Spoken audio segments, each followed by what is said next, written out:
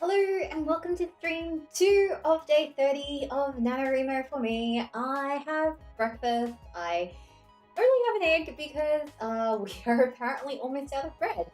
There is technically still bread left in the fridge, except there's only like a couple of slices left, and I decided it would be better to leave them for my husband and daughter, and I will figure out something else later, maybe the next break. So I only have an egg. I will probably end up like pretty hungry halfway through the sprint, so I might need to like pause and go get snacks or something. I'll try to be healthy. I don't know. I don't have a good feeling about the relative healthiness of today's food, mainly because I think I'm just gonna be like, I want to get my words down so I can pass 95k. Not gonna make 95k. I don't think I'm gonna make 95k. On the bright side, I think if in the break, what I did was I went and like renumbered my chapters and things and just like added a book column to my little writing log tracker thing. And then I went and updated to just so I could see how many words I've written just split across the two books. And was pleasantly surprised to find that for book one, which is the thing that I'm trying to finish, I am just past 67k words, which is awesome. But also kind of worrying because that means I have 7k words left to finish this story if I wanted it to be like a 75k word novel. And just looking at everything I've got outlined left, I kind of don't think I'm going to finish in 75k. Why? Just why? Because I still, let's see, they've really just started the murder arc. I still need to feed them clues about the actual murder weapon. So there needs to be like one more murder arc investigation scene before they kind of get into the next bit. And then I've got this character movement scene that has to happen now. I feel like that's going to be at least 1,000 words. So yeah, I don't think I'm going to finish in 75,000 words because after the next clue in the murder scene, they then have to find like what happened to Darius, and that's going to be like a huge, gigantic, magical sequence thing. And then there's got to be like the final scene where they catch the killer, and then I don't know, stuff happens. So why do I have the sinking feeling that I might be looking at 80k words or 85? Like why does the word count keep going up? I don't understand what is wrong with my outlining ability. Like clearly it is not working whatsoever. So yeah, this is where I am right now. I want to cry. I just kind of want to cry. Like the end is so close, yet it feels so far because it just feels like I need to keep adding more words. Damn it. Anyway, let's have a look at who's back. CC Twin is back for Sprint 2. BinTube, hello! First time seeing you in the chat. Welcome to the Sprint. Herb Sticker is back, Michaela is back, and Emma says, getting back into the flow of my story after a long break is tough. Just got to have faith and dive back in. Easier said than done. 100%. But it's okay. I've got 4 sprints today. This is sprint 2, so we've still got like at least 6 hours of writing left that plenty of time to get some words on the page. So I think it's going to be all right. BinTube says, it's been a long time for me too. Earth Sticker says, yay, congrats. Oh dear, I hope that ends up well for you. I don't know, guys, like, because I'm now at the point where I'm just like, this is the bare minimum I can pare the plot down to. Like, from this point on, I don't think I can take out any more bits out of the plot, because if I do, arcs are not going to work properly, things are not going to feel earned and properly concluded, so I'm just a bit like, like, it's okay. The book is going to just be as long as the book needs to be. The word count will end up getting trimmed in revision. I usually cut like, I want to say 10 to 15% in revision just because I tighten up the prose a lot. I take out a lot of redundancy. I find better word choices to use.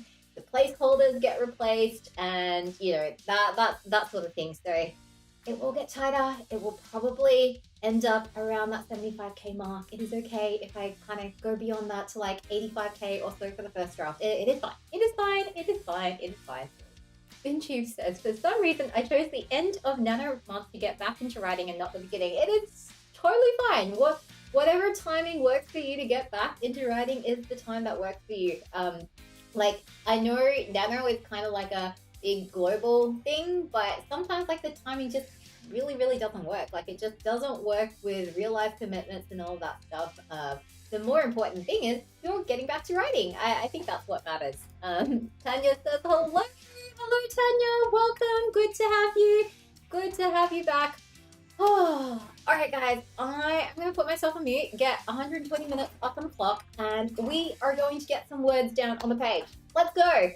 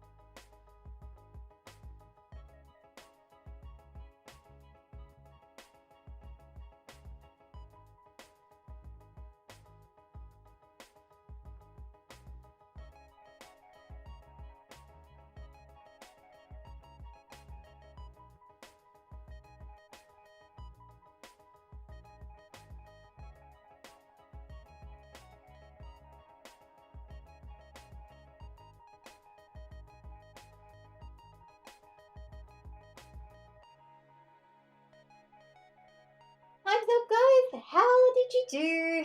I I did not get as far into the next scene as I hoped, but that's kind of par for course considering that I started it with like 7 minutes to go. Oh, OMG. Let's see, 6, 9, 4, 8 minus this. Yes, I've only only written one scene in the chapter. Oh, hang on, I did not do that right. Hang on. No, that is because I have done. Did I do more words? Hang on. No, I've. Good job, Deb. Good job. Pick up maybe not the number of characters in this document, but like the number of characters, words. Yeah, 80 words in 7 minutes. Oh, that's terrible. Oh man, it's fine. It's fine. I think I was off to a slow start because I'm just like, where should their date be? I don't know. Where is neutral ground in the city? That would not be like an absurdly long way for them to walk. Not that I even know where the guild is relative to the docks. Oh, I don't know.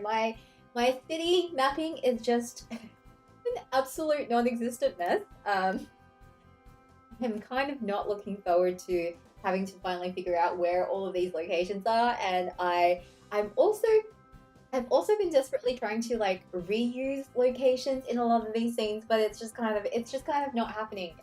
Why did I do this? Oh, like why did I decide on a murder arc where basically like they have to go all around the city, so like they just keep running into new locations and they have to spend more words setting up the new locations. This is like the worst thing ever. Like I think Mary Robinette Cal has that formula that dictates how long your book is, and I think the rule of thumb is like for every new character or location, it's something like 750 words to like set it up, which 750 divided by 1 something like that.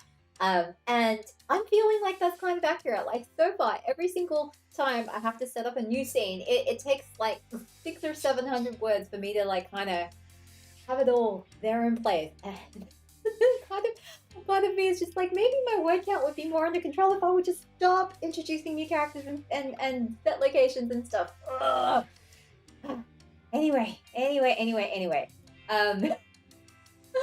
Nettle Soup has done 600 odd words and just pushed 5k to Royal Road. That is awesome. You hang on. So have you passed your 55k Royal Road target? You must be really close to it because you already hit, let's see, 1.7k yesterday. So you must be like maybe another k away or something like that. And CC Twin is going slow and not slow, because 500 words is actually quite faster than I'm writing. 500 words again. Awesome stuff. Steven says 900. I'm not sure. Can't remember where I left the last sprint. Oh, Allison is on fire. 2080 words. Pretty happy with that, even though I got a little bit distracted. Hang on. You can get 2,000 plus words even while a little bit distracted. Oh, I would kill. To be able to get 2,000 words while distracted. Alley Cat says 255 words and got stuck with trying to come up with lyrics for a song a character in my story is coming up on the fly. Okay, I will be honest.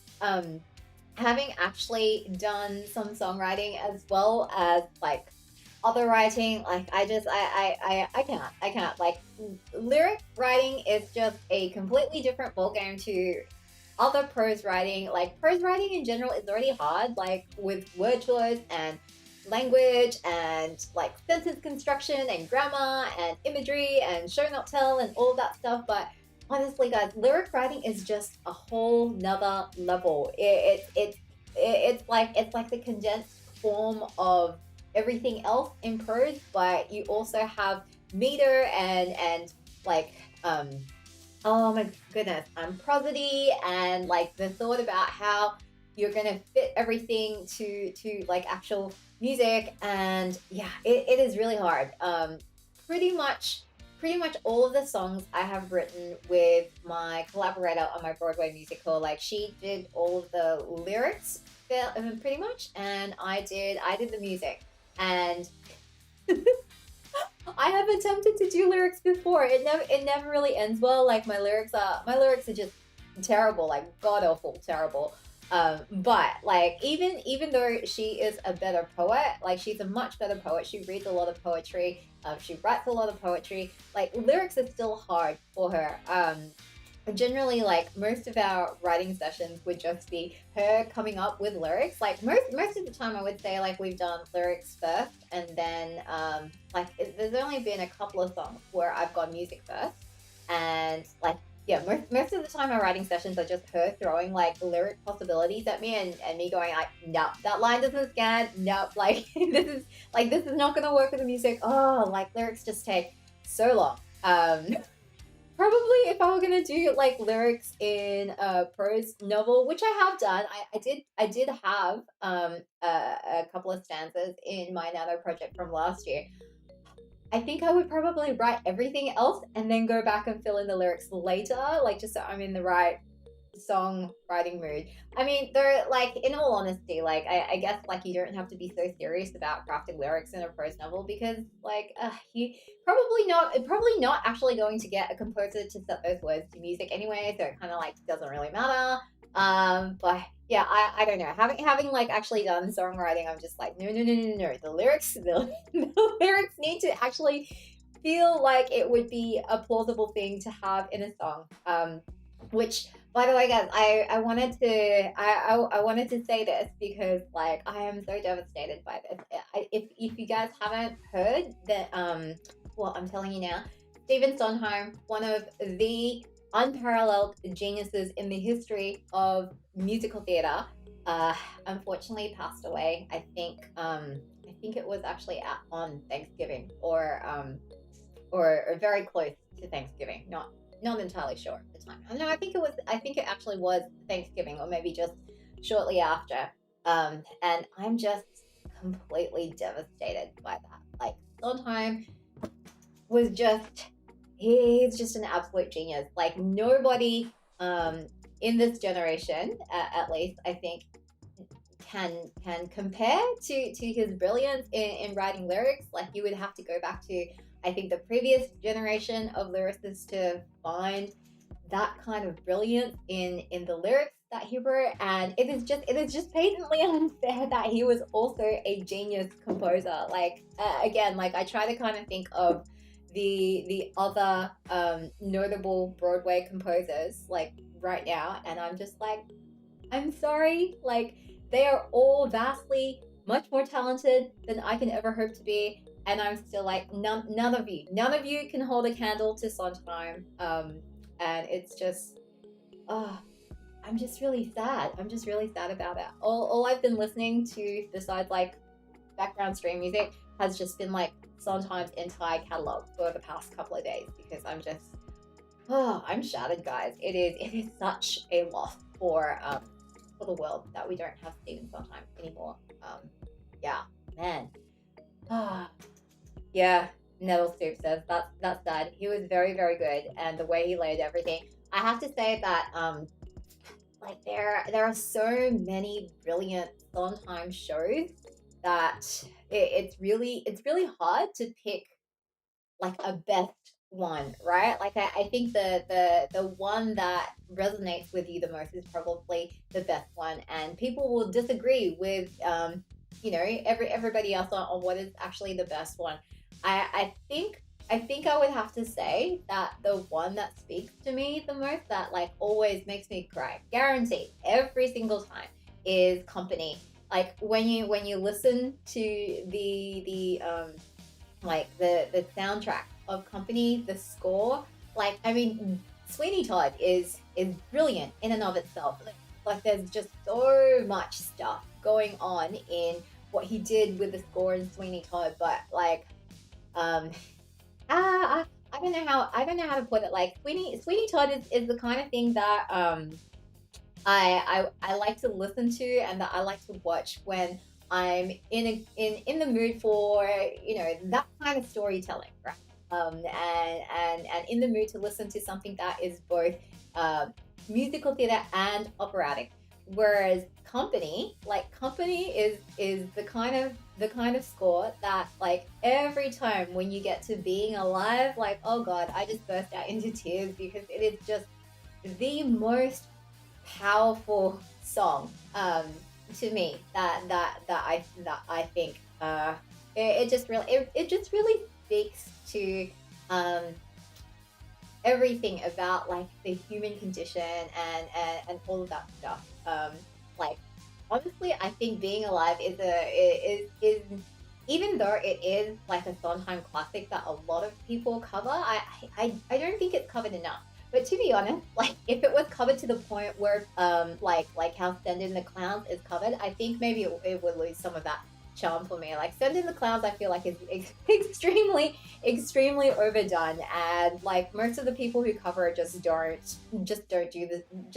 do that particular song justice. Steven says, "What's his name? Could you spell it?" OMG, Steven! What? What? Oh no! You've not heard of Steven Sondheim? Oh man! Nettle Soup says, "It's not music you can sing along to." Sweeney Todd was good. The stage version was much better than the film from what I've seen. Yes, I agree. I 100% agree. Steven says, "OMG, it's modern stage play." It's musical theater, man. Like, I don't know what to say. Like the thing I love about musicals is like for me, musicals are kind of the ultimate art form, right? Like you've got the marriage of what actors bring to a story, and in bringing it alive, you've got the whole audience experience. You've got stage plays, which I mean, in my opinion, like I actually think a stage play is much harder to write than a novel, and I say that because like you kind of with a stage play, you really have to be able to get the story across in just dialogue and actions, right? And you're also actually kind of limited by actions because when you're writing a stage play as opposed to a screenplay, with screenplays, right, you can kind of go nuts with your stage with your actions, like like if you ever read the screenplays for Breaking Bad or like a Marvel movie or whatever, like screenwriters, like they just go nuts in the description and they describe like what they see in the head about like what the camera's doing and like the framing and all of that stuff. Stage plays are totally different. Like you can write stage directions in your stage play, so you can say character X enters from this direction of the stage and does this and this with this object and whatever. Like you can write all of that out. But the first thing that happens when a director and when an actor picks up the script is like there are stories about how directors just literally get a permanent marker and just like black out everything that you've written in the stage directions because the stage play the stage play writers the librettist job is not to do the director's job. Like the director's job is to think of how the play or the musical is going to be staged, and they come up with all of those concepts. The librettist's job is to put all of the scenes together and make sure the whole structure of the story hangs together. And it's probably like the most difficult thing to do because especially with sung through musicals like Sweeney Todd, for example, the book writer's job is not really apparent because if they do it right, it just feels like all of the songs flow seamlessly from beginning to end. Whereas if they do it wrong, if they screw up the book, you're just like, oh man, like everything is the book writer's fault because like the songs just don't fit in the right place and everything. And so like it's really hard to write a great musical, and that's why when you have shows like Wicked and Hamilton that are genuinely really good shows, it's because like they're quite nuanced stories, and you often don't see a lot of nuance in stage plays, which I think is kind of weird because in musicals, which I think is kind of weird because like there's plenty of like straight plays with no music where you have a lot of nuance, and partially that is because like you have so much going on with the dialogue, you can really work on the subtext. Whereas I feel like a lot of people who write musical theater, like if they're not a lot of the thing that is unsubtle about musical theater when it's not done well is that there is just straight up no subtext. Like a character wants something, they sing an I want song. There's like no nuance to it. And that's what I really loved about Company, because the entire show is there is not a lot of songs that are just like straight up like zero subtext going on. There is so much subtext going on in the scenes and the songs of Company that it's just a brilliant work. And what's surprising is that Company was not well received. I think when it was first produced, because it was the first kind of concept musical, and like audiences just kind of didn't know what to do with it. They were like, we came in for like a folly star kind of dancing girls and blah blah blah blah blah, and they got like this piece, which was like again an amazing genius piece. And if you haven't seen Company, then I think you can find it on YouTube. There's like a I think the who did it? I think the New York Philharmonic did like a concert version of it, which again, it's one of the shows that you can actually do in a concert version of it. Neil Patrick Harris was playing the role of Bobby, and like he's brilliant. And like people will disagree with me because like they'll be like, oh, he doesn't match up to like Raul, and I'm gonna screw up his last name. It's Ben whatever.